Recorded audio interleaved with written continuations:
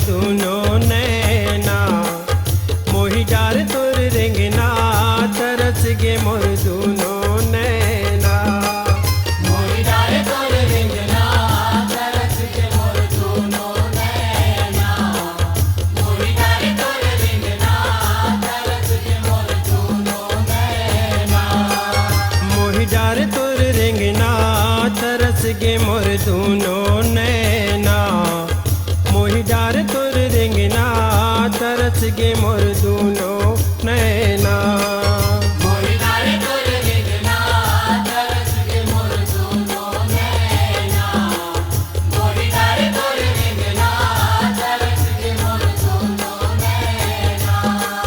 ये तरस गे मोर दूनो नैना हो। मोहि डार तोर रेंगना, तरस गे मोर दूनो नैना।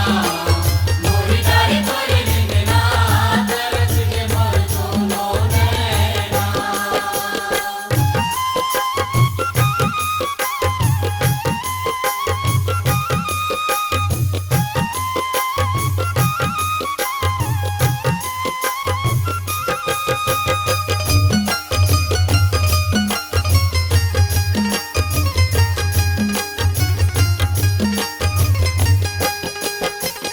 अद्भुत रूप निहारे माता डोंगर गढ़ बमलाई।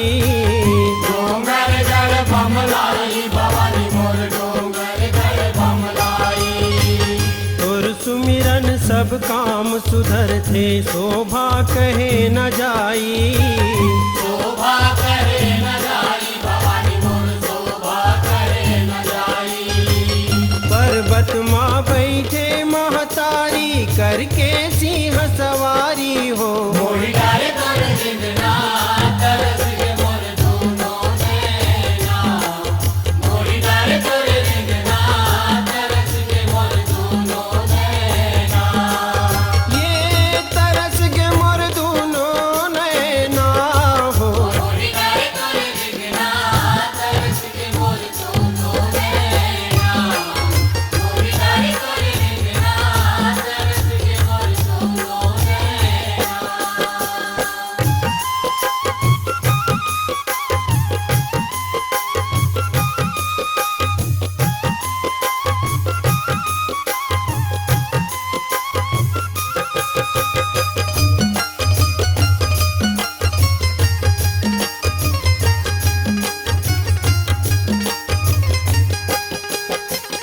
इंद्रलोक इंद्राणी कहाए, संबलपुर समलाई। संबलपुर समलाई, भवानी मोर संबलपुर समलाई। कलकत्ता में काली कहाए, रणमा देत दुहाई। रणमा देत दुहाई, भवानी मोर रणमा देत दुहाई।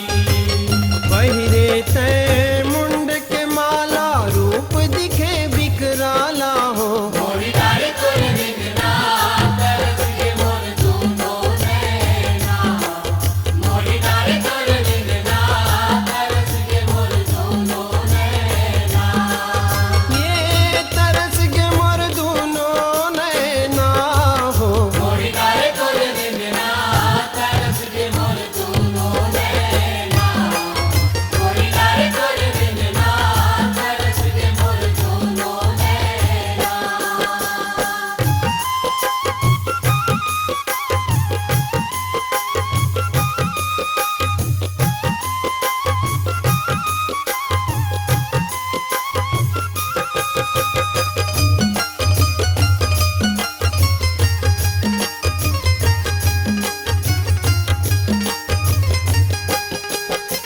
रायपुर में तय मौली कहाए, गंडई में गंगाई।